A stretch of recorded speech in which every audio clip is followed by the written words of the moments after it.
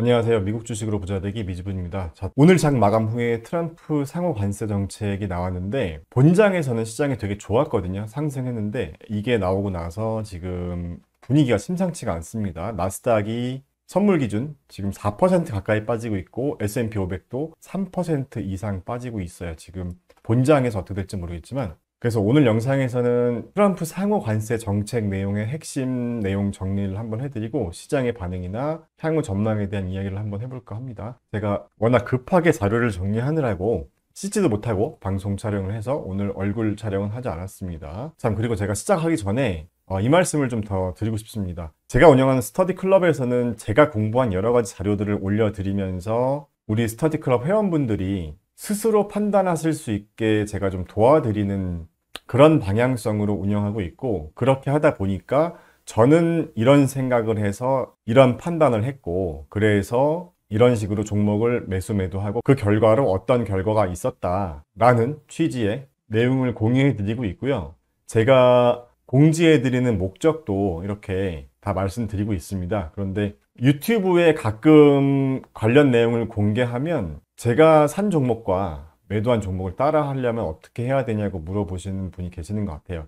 그러니까 제가 운영하는 스터디 클럽은 리딩방이 아닙니다. 그래서 저를 따라 하라는 게 아니라 저는 이런 생각을 갖고 이런 판단을 했더니 이런 결과가 나왔으니까 저를 참고하셔서 더 좋은 투자 방법을 찾아 나가셨으면 좋겠습니다라는 게 제가 좀 원하는 그런 방향성입니다. 그래서 그 부분 오해 없으셨으면 좋겠습니다. 자, 트럼프 관세 정책이 나왔는데 이게 이제 명칭이 상호 관세 정책이라는 표현이 있는데 이게 뭐 공식적인 명칭은 아니고 너네들이 때리는 만큼 우리도 관세를 때리겠다라는 취지의 정책이어서 이제 그냥 이렇게 이름이 붙여진 것 같습니다. 여기에도 나와 있는 것처럼 상대국이 미국에 부과하는 수준만큼 미국도 그들에게 부과하겠다라는 내용이고, 크게 보편 관세가 있고 맞춤형 상호 관세가 있어요. 그래서 보편 관세는 여기 밑에 자세히 설명을 해드렸는데 그냥 모든 국가에 일괄적으로 10% 관세를 부과하겠다라는 게 보편 관세고요. 그리고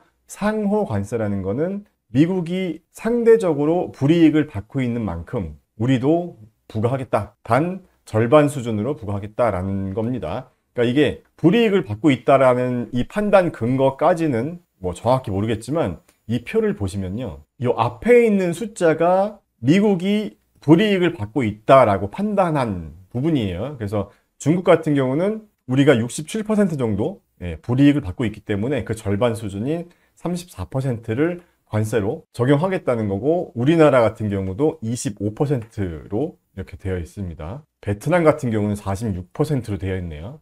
우리 미주 시청자분들도 미국 주식 말고 다른 나라 주식, 예를 들면 뭐 인도 지수에 투자하거나 뭐 베트남 지수에 투자하거나 그러실 때 이런 관세가 아직 뭐 100% 확정된 건 아니지만 그래도 일단 1차안이 나왔으니까 이 부분도 한번 참고해 보실 필요가 있을 것 같습니다. 이 정도 수준이면 베트남도 꽤 큰 충격이 있지 않을까 생각이 들거든요. 46%면. 그래서 트럼프는 이번 관세가 협상용은 아니다라고 했고 몇몇 나라가 협상을 원하고 있다라고 언급을 했다고 하는데 좀 더 지켜봐야 될 것 같습니다. 이제 막 정책이 나왔으니까. 자, 그래서 오늘 본장까지 지켜봐야겠지만 지금 현재 시장의 분위기는 굉장히 안 좋습니다. 아까도 말씀드린 것처럼 S&P 500이 선물 기준 3.5% 빠지고 나스닥이 4.1% 빠지고 있어서 상당히 지금 불안정한 상황이라고 볼 수가 있을 것 같고요. 월가 반응도 한번 보겠습니다. 에버코어에서는 실질 관세율 29%는 너무 비현실적이다. 결국은 협상되거나 낮아질 가능성이 높다라는 의견을 냈고요. 바클레이즈 같은 경우는 시장이 예상한 게 한 10%, 15% 정도 수준이었는데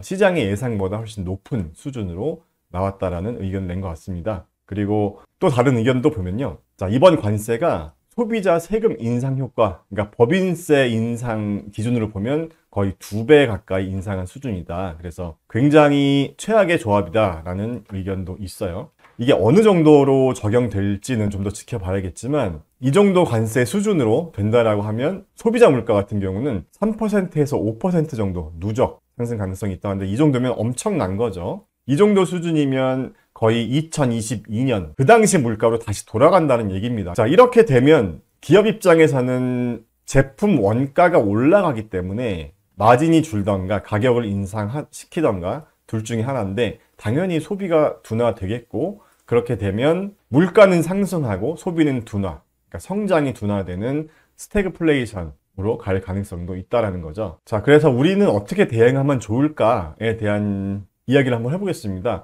일단 트럼프 1기 당시에는 S&P 500이 고점 대비 20%까지 하락하고 상승했거든요. 그러니까 지금 현재는 S&P 500 기준으로 고점 대비 한 10% 정도만 빠진 상황인데 트럼프 1기 때 수준으로 만약에 하락할 수 있다라고 하면 앞으로 10%는 더 빠질 수 있다라고 생각해 볼 수가 있고, 여기서 만약에 더 큰 충격으로 시장이 더 하락할 수 있다면 2022년 7월에서 10월 이 당시거든요. 이 당시에 고점 대비 27%가 빠졌었습니다. 예, 코로나 때는 제외하고. 그러니까 이 정도까지는 설마 하락하겠나라는 게 제 개인적인 생각이긴 한데, 왜냐하면 2022년에 여러 가지 경제 지표들과 지금 현재의 경제 지표들을 비교해 볼 때 제가 생각할 때는 이 당시 안 좋았던 상황까지는 아닌 걸로 판단되지만 다른 외부 변수가 또 있을 수도 있으니까요. 그러니까 이 무역 분쟁이 점점 더 심해져서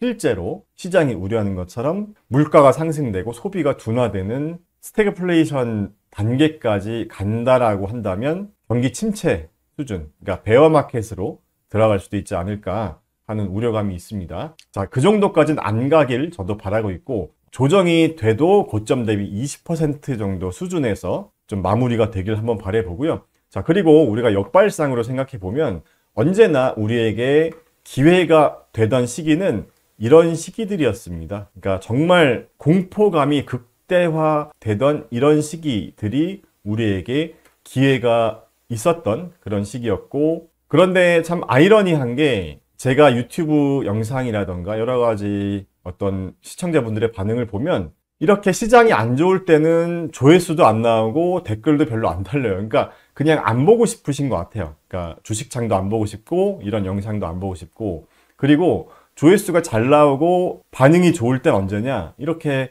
좀 좋을 때, 그러니까 이런 시기. 그러니까 완전 과열 구간으로 가기 조금 전 이런 시기. 이런 시기가 조회수도 잘 나오고 댓글 반응도 좋고, 그러니까 제가 생각할 때는 이게 반대로 돼야 될 것 같거든요. 안 좋은 시기에 더 많이 공부하셔야 되고 더 많이 바빠지셔야 될 것 같은데, 좀 안 좋을 때는 그냥 손 놓고 계신 것 같아요. 그러니까 우리에게 항상 기회가 왔던 시기는 이런 시기들이었다는 점을 참고해 주시고, 자, 그렇다라고 한다면 지금 고점 대비 한 10% 빠졌으니까 지금부터 어느 정도까지 빠질지 모르겠지만 적어도 장기 투자자에게는 지금부터 우리에게 기회가 올 수 있다는 생각을 갖고 한번 열심히 더 공부하면서 바빠지셔야 되지 않을까 하는 게 제 개인적인 생각이었습니다. 자, 오늘 영상도 끝까지 시청해 주신 분들 너무 감사드리고요. 오늘 본장에서 너무 큰 충격이 없길 바라보겠습니다. 감사합니다. ETF 투자할 때 총 보수만 보면 안 됩니다. 총 보수는 기본적인 운영 비용일 뿐 실제 부담하는 실부담 비용은 다를 수 있습니다. 총 보수가 낮아도 매매 수수료나 기타 비용이 높다면 오히려 더 많은 비용을 부담할 수 있겠죠. 타이거 미국 S&P 500과 타이거 미국 나스닥 100 ETF는 총 보수가 0.0068%이고 낮은 기타 비용과 매매 중개 수수료로 동일 벤치마크 대비 실부담 비용이 가장 낮습니다. 실제 투자자들이 부담하는 비용까지 고려했을 때 가장 유리한 선택이 될 수 있겠죠. ETF 투자 진짜 비용까지 따져보고 결정하세요.